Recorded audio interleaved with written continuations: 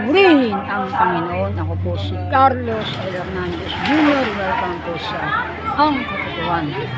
Nakikita niyo po na sa dulo po ng Buwan-Buwan Street ng Phase 1C ng NBBS Kaunlaran ng Navotas ay umaapoy na po ang kuryente o poste ng kuryente. Talagang meron na po talaga siyang apoy.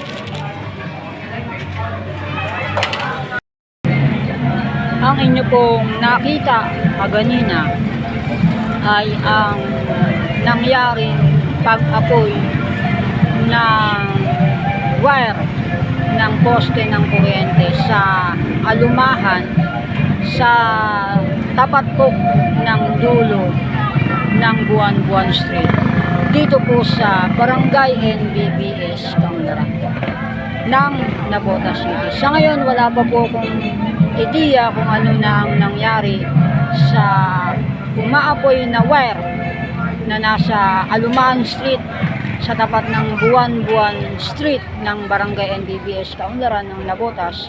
Wala pa pong balita kung ano ang nangyari dahil hindi ko na rin po pinuntahan gawa ng ako po ay nagsasalita.